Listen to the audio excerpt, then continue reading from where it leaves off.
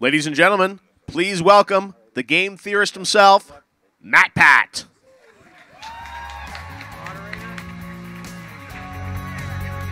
Yeah, hey. Hey, friends. All right. Hello, upper deck of this auditorium. Thank you for coming to today's panel. How are you, sir? I'm doing very well, thank you. Thanks for being active participant in this stream. Awesome. Hey, he's holding down the fort. These guys down here are looking kind of tired. How are you guys feeling? Come on. Yes, get excited, friends. This is E3. It's like, oh, there haven't been any good games announced. It's all right. Blah, blah, blah. So anyway, we are here today to talk about the difference between what makes a good video game versus what makes a good game for online consumption, right? For people who are watching you either on YouTube or Twitch or LiveMe or wherever you're live streaming, what is the difference between a great graphical game that's going to take you hours to complete with a super immersive story versus what are people going to actually want to watch you play online? What's going to make you the next Markiplier or PewDiePie or, you know, Corey X Kenshin or name it. So I am here with an esteemed panel of guests who should all come out together. Here, come on, come, it's fine, it's okay. They should have introduced us all at the same time, but this is just an awkward walk-on now. It's all right. Because I could have done it one at a time, but this is raw, man. This is what it's all about. We are on the, I don't know, is it on? Check it out. No? It's all right. Don't worry about it. So anyway, I've lost my mic. There we go. If you would be so kind, down yourself to the audience. Can I do it with this one? I don't know, can you? I think it's on now. Hello? Nope, Am I not making on. noises? Oh, Am I making noises? Hey, what's Nailed up? it. My name's Soinky. You probably know, or maybe you don't know me from Smosh Games, and that's about it. I play video games online. Wow, that's really unique. And I'm a professional. My mic, oh, there it is. Okay, they turned it on me. I am Pamela Horton. I am a Twitch streamer. I'm going to join you like this, by the way. Yeah, man, gotta get cozy. Everybody feel free to get cozy in the audience, because this is a comfortable panel. Would anyone else like to have a solo conversation like Matt just did? Do we like, yeah, how are you doing? Anyway, that's the benefit Excellent. I have as the host, man. Like, as the host, I could have left you backstage the whole time. I would be like, when's he going to bring me on? But if you keep acting, I'm going to send you backstage. Sorry, I'll take my feet off the couch. I apologize. But we got it. Hey. I'm very patient. My micro, there it is. Hey, everybody, I'm Kyle Bosman. I belong to a group of streamers and video content producers called Easy Allies. Woo! Hey! And formerly of Game Trailers. Game Trailers, Yeah. the site that I grew up watching for too. all of my quality gaming content. So Sure. It bums me out. sure you did. Okay. When I said Easy Allies, I was like, oh. And then Game Trailers was a louder audience reaction. That bums me out. Hey, Maybe you're they growing just a new didn't know thing. about the It's okay. transition. Yeah, Maybe yeah. take an opportunity to tell them. Check out easyallies.com immediately. Yeah. See, look at that. They just didn't know. Thank you, Pamela. To com. Yeah. Yeah, you got to have the web address. Well, Someone we're on steals everything. it. You know what? Google Easy Allies. Google it. All right. So like I already introduced on stage that Matt was really jealous of. I talk loudly. If the microphone phases out, I'll make sure that I project from the diaphragm. It's that quality theater training. If I can't do it, the guy up there in the balcony will shout the questions for me.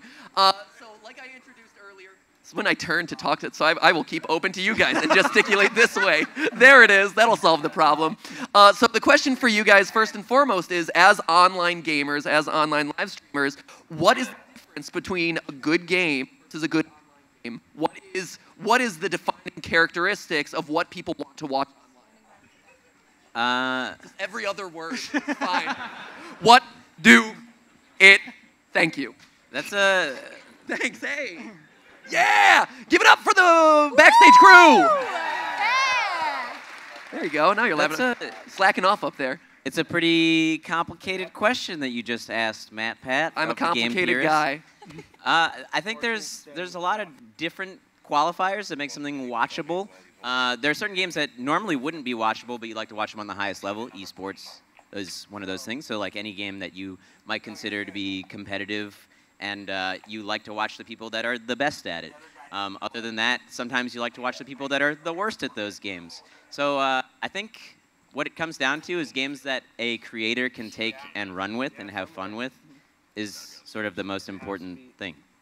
Yeah, I think I try really hard not to spend a lot of time analyzing what does well for other content creators because their audience is not my audience. So I have a very open and fun relationship with my audience, and I feel that since my content is personality based, I run it by them. Like, so what do you guys think about this game specifically? What do you guys hype for? I mean, last night I did a live stream talking about all the announcements, what people wanted to see me play in the future, and left it up to that. But actually, the funniest part was most of the games that my audience wanted to see were ones that I was excited about, like, you know, Mario and Rabbids Kingdom Battle, because that's the one I'm really excited about. Yeah, because I think that best streaming games are wild games with a wildness, games people want to see you react to things. And so games with unexpectedness are the games that are going to be best to watch you do. And also, there's that investment. If you are personally not into the game, it's not going to be an entertaining stream no matter what that game is. So, and that begs the question then, is there a difference in the platform that you're streaming on, right? So, you know, we do a lot on the Game Theorists channel with our live stream GT Live. Any GT Livers in the audience? One guy, yeah! Hey, yeah! Well done, thank you. Everyone else is like, what the heck was that? It's all right. Maybe you should watch, huh? But we do a lot on YouTube live streaming, but I know you guys do a lot with Twitch. Like, in your opinion, what is the difference between those platforms? Do you see a difference in the type of games that really work on those platforms versus not? Well, I think the main difference between the two platforms as far as live streaming goes is the audience that's already embedded there. So when you're talking about YouTube, people often, you know, became fans of the person first. Whereas I think a lot of times, I mean, I know there are a lot of personality streamers on Twitch that people have come to love, but like people that are just hopping on Twitch, it's like, well, which game do I want to watch?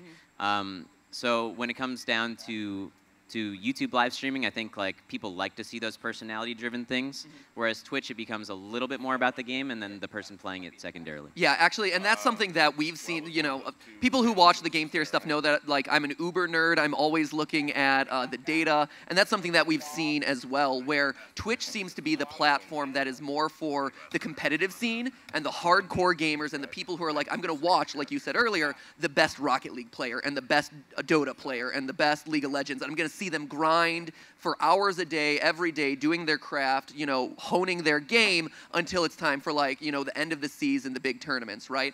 Whereas on YouTube, like you mentioned, you know, it's much more of a personality-driven platform, and so games like Will You Press the Button, which hardly qualifies as a game. Oh, they're changing the lights dramatically.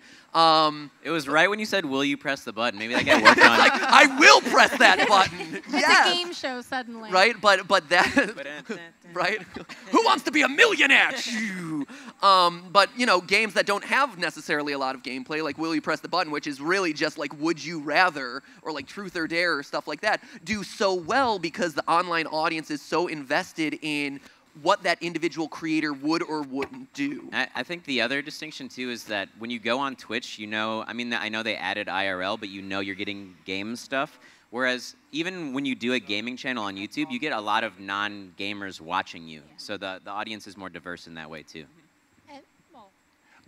So my impression of Twitch is that's where fighting games are intensely popular. Like you said, competitive games, but also just like where emotes are popular, where trashy chat is popular, but also where great chat is popular. I love Twitch chat, even during EVO, even during the biggest events, even when they're being their meanest. It's so fun to just read a column of mean people running by everything you're watching. Yeah, is that fun? Because some of it... Pour the hate on me! Because some of it's true, and some of it is you actually do feel that thing about what's happening right now, and sometimes it is hilarious when somebody messes up, and sometimes it's so funny what is happening. And so, yeah, I do think that Twitch in particular, yeah, you're right. Competitive things work really well there, but like so does like a Power Rangers marathon. Yeah. And I think it's because of chat. It's because of that column, and I love that. I'm with you on that, Kyle. Like I think a lot of people who watch Twitch streamers or YouTube streamers do it because they want to live vicariously, not only just, observing the personality of the person that's playing,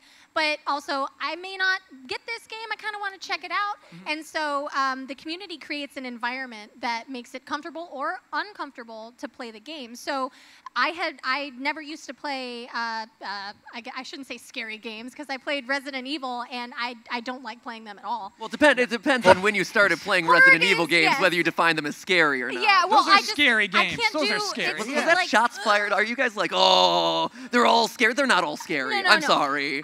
Resident Evil 5, I get physically Hot uncomfortable, takes. and I felt like I had a family of people behind me. Like, you can do this, Pam. You got this. And instead of like, oh, I bet you she's gonna really mess up on this part. I bet this is gonna happen. And I didn't get people taunting me. I got, a family. And I feel that with Twitch, I have a family of people. And it makes the gaming so much fun, like much more fun. And whenever I stream on YouTube, I mean, there's some things said that hurt feelings. Sure. So okay. That's so me in chat. That's me, by the way. yeah, you're the hate guy. You're It's the guy like 10 who's different accounts. You are just the internet troll in general. I'm So I think that's one thing that a lot of people misunderstand. And I think it's good that, and one of the reasons why I wanted to put this panel together for E3 at the E3 Coliseum is because a lot of people just assume gaming is gaming is gaming, and live streaming is live streaming is live streaming, and all the platforms are the same, right? What is the difference between a Twitch live stream versus a YouTube live stream? But they are very different communities, and if you're looking for success and to become the next big online gamer, first and foremost, you have to match the type of games that you're playing with the platform that you're playing them on, right? All right. So that being said, I just heard that. I'm like, they're speaking loudly back there. Yes, you are correct. Yes, they're like, yeah, Matt, dropping knowledge. So that being said, then, that brings us to kind of the main question of the panel of what you've seen at E3 this year from the conferences, because there hasn't been much time on the floor yet. What are the games that are going to work either on Twitch or on YouTube? What are the games that people should be playing now that are going to launch them into kind of being the next gaming superstar?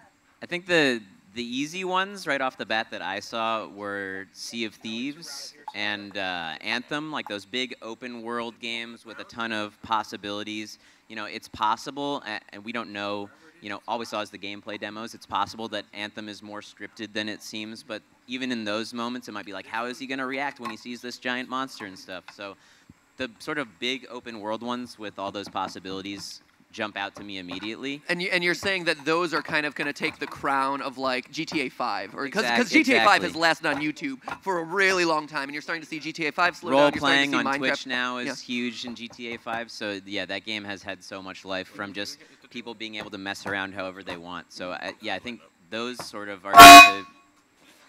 Jeez, there's a glitch in the Matrix just now. It's actually Ubisoft being like, how dare you say Sea of Thieves and not Skull and Bones? The one game that I think will bridge... yeah. It's like the Assassin's Creed guy jumps down. Cut. And they were just here, by the way. They just left the stage. I guess that would be an Backstage, Assassin's like- Creed game Yeah, I would so he's totally dead play, now. by the way. Someone How awesome behind would the that be? stage right now is ready to press Y. I'm just saying.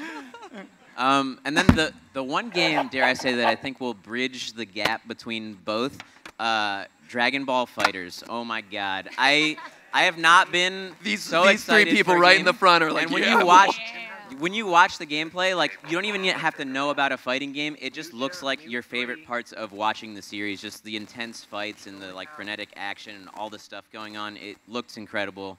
That game will be huge on Twitch and YouTube, I think. In my opinion, no.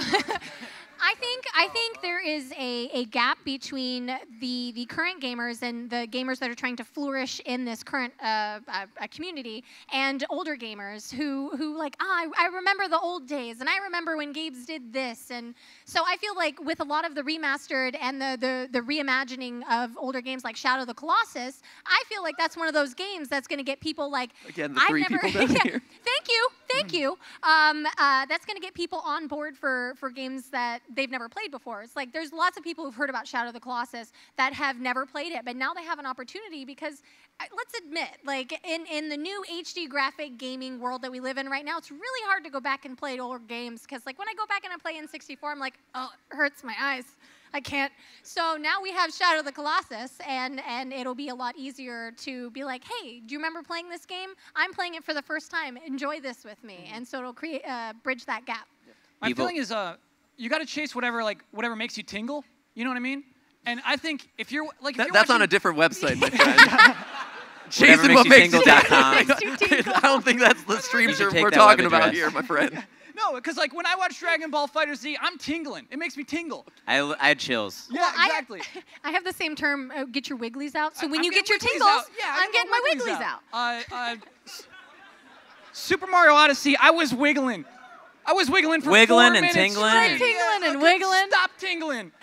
And so I think that, we can't tell anyone what they should stream. Obviously, I think you should just watch what's out there. But that's the point of the panel. We're supposed to tell them what to Okay, stream. so I got one. Otherwise, we're just giving them like nonsense. Can I give one not to stream? Otherwise, all we're your telling own them what special makes us wiggle and flowers. tingle. You do you guys. No, there's a clear formula. Can I give one not to stream then? What not to stream? Okay, did you see Project Darwin in the Xbox press conference? Oh yeah. Just don't stream the guy that. with the shoutcaster. Do not invest any time into that. You can tell, because I think you can sniff it. I think you can sniff. If anybody ever says, like, this is going to be a popular esport, ignore it. Yeah. Ignore that game. It's going to change the way people see esports. It never will. But there was a guy, and he was yelling a lot, and he didn't stop yelling, so it was exciting. It's getting really intense. Unless if he made you tingle, then follow it. But I don't think anybody was tingling. If he gave you the wigglies, come on. No, you get your wigglies out. Oh, you get them out. You don't get, oh, because you got them. Yeah, oh, you okay. get the tingles, you get the wigglies out. Right. It's a science. Maybe like the a therapy tingles session force over the here. wigglies out. Are you wiggling guys or are are- you tingling right now? No, they're all gonna leave this Coliseum knowing what the tinglies are and how to get their wigglies Yeah, but out. are they going to walk out of this Coliseum knowing what games to stream to make them popular? I don't care about all that garbage. All That's right, I want. what is your opinion, Yeah, MatPat? you seem to have a good idea. Okay, my opinion, because there's a lot, and they're saying go to Q&A, go to Q&A. Yeah. Don't worry, I'm going to go to Q&A. It's fine. I already got questions. We're good.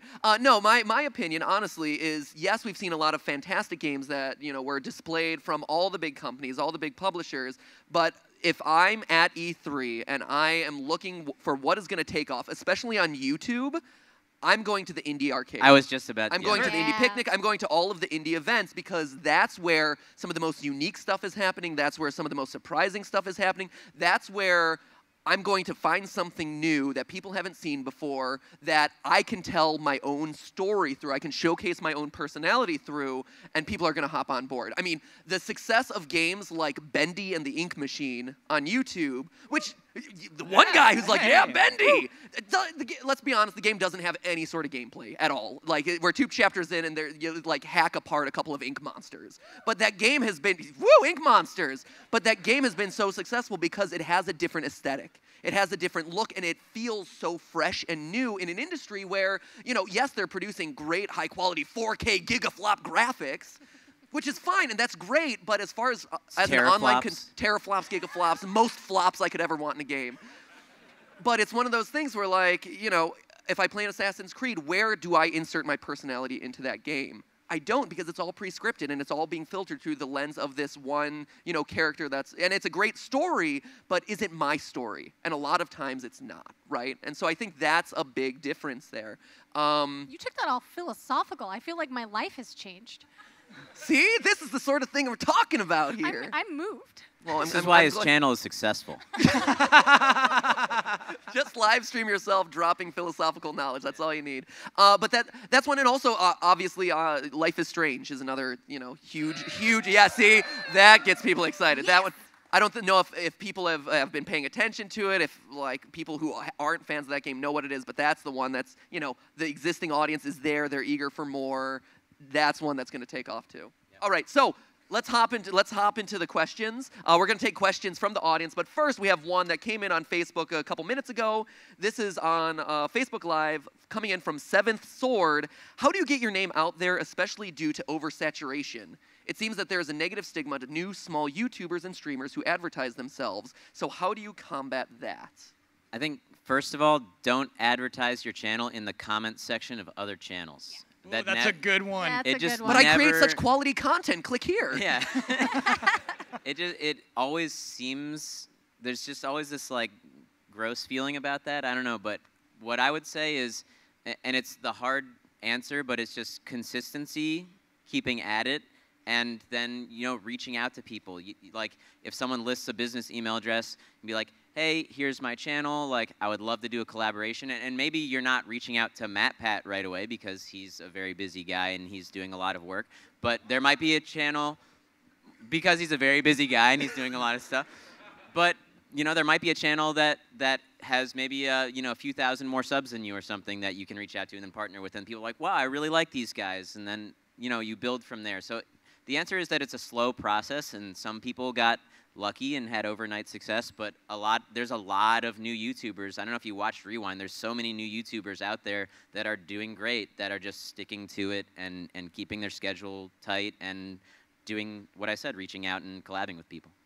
The key to doing anything that you love is you have to have a profound amount of patience. No matter what it is that you're doing, it could be streaming, it could be gaming, but you have to be the most patient and understand that you're going to have to put in a lot of groundwork. You're going to have to deal with the haters. You're going to have to deal with people saying that you're not good enough, you're not big enough. And remember that you have self-worth. Remember that the person that you want to be, make yourself 10 years from now your hero, and strive to be that person and be patient and understand it's going to take a long time to get there. But it's worth it, I promise. When Kyle's in the chat and he's getting you down, you gotta just keep going. Yeah. Because I'm there. Because actually, I'm there. There's always one of me. We got to get you more work to do, man. If you're just hanging around in all these chats, like dropping hate. But I also feel like, just suck for a long time. You're gonna suck for a long time. And when you say be consistent, I think that's part of it. Is because no matter what, if you keep working, you do get better. Consistently suck. Yeah. Practice. Yeah. But it really is good advice. Consistently suck, and then suck less the next time. Yeah. No, and that's actually a great advice. I mean, even when we started Game Theory, like, I didn't know anything about editing videos, but each new video that I uploaded, I'm like, I'm going to learn and grow and try to make this next one better and better and better. And like the first one, it's like the end song just blows your eardrums out. I apologize, headphone users. And everyone's like, normalize your audio. And I'm like, what the heck is normalizing audio? And I look it up, and I'm able to do it. And I did that from then on. And it was like animation and this and that, and you're able to kind of one-up your game, absolutely. From the cold, analytical heart that I have, search engine optimization. Remember that Twitch, remember that YouTube, remember that all these platforms function on searchability, right? When I'm going to watch a game, I'm typing in the name of the game. So if your title is best Let's Play ever, that doesn't tell me what game you're actually playing. And YouTube needs that, and Twitch needs that to like cycle, hey, this guy's actually playing Minecraft. This guy's actually playing Life is Strange. This person's playing Rocket League. And so you get suggested against other games. Make sure that you put it in the title. Make sure you put it in the tags. It's simple stuff like that that helps you get more views, and it's stuff that that people always forget and don't place the level of importance on that they should. Take notes, guys. Yeah. There are actual tools where you can say like, does this term do better than this term in Google? And then you realize, oh no, this one that I wasn't going to use is better, and then you put that. What is that tool? What is that? It's called Google Trends. Google Trends. Google Trends. Just type it in google.com/trends. I have no idea. It is. He was planted on this It panel. is the best. It is the best tool. It's so useful, and it helps you determine what's more searchable, FNAF or Five Nights at Freddy's, because they have different searchabilities. And you can divide it by website and based on YouTube. Like, you can parse it that low. That's so insane. They're saying please wrap up. I got 2 minutes left. Hold up. Let's do one more question from the audience. I saw your hand earlier. I don't know if I'm supposed to get you a microphone, so you could just shout really loud. They got a mic on the way. Oh, here. Oh, never mind. Here they come. Huge fan, man. Thank you. Yeah, no, huge. I've been there since, like you said, with your audio and everything. I remember when you sucked more than you suck now. Thank you. Yeah. So I guess I just wanted to ask, because there was one theory that I always kind of found interesting, and then I was wondering, when is he going to do it? When is he going to do it? And I'm here at E3 2017 finally, after working 8 years to get to meet you. Will you ever? Yeah, that's awesome. Will you ever do a Squall is dead theory from Final Fantasy VIII? Squall is dead. Now you have to. You're locked in. You're locked in. Oh, it's yeah, live. no. It's out I'm developing my own game, my own RPG. Hashtag shameless self-promotion. It's all right. Don't worry about no. it. Hey, seize the day, man. Rock it. Rock that mic. I'm not going to mention the name or who I am, so no self-promotion. But I started playing JRPG, so that way I could learn what not to do. And Final Fantasy VIII was one of those, okay, that I know not to do that.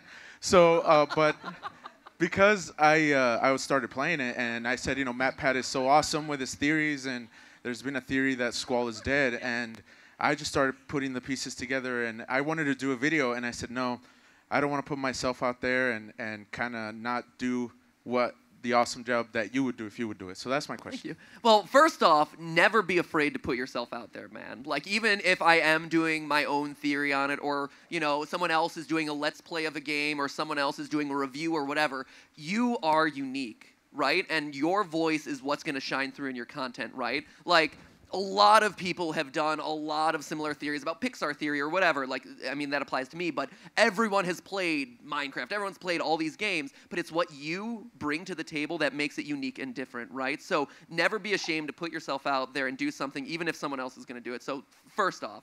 And secondly, yes, I will absolutely do Final Fantasy VIII at some point in the future. Yeah! Probably the biggest E3 announcement here, ladies there and gentlemen. It is. You heard it here for teraflops of gaming with my Final Fantasy VIII theory. They'll probably come out as we hear more news about like Final Fantasy VII, just because right now, people are like, meh. SEO, you need that SEO. Yeah, exactly, right? Timing is everything. There's a reason why a Super Mario Odyssey theory came out in the day before Super Mario Odyssey got more information from Nintendo. That's called strategery. So anyway, that is it. We have taken up way too much time. So thank you all for being such a great audience. Thank you, everybody. Thank you for listening to us all suck. Kyle, Pam, Mr. Matt Sohinky, thank you all for joining me on stage. Have a great E3 and enjoy yourselves. See you guys. Bye.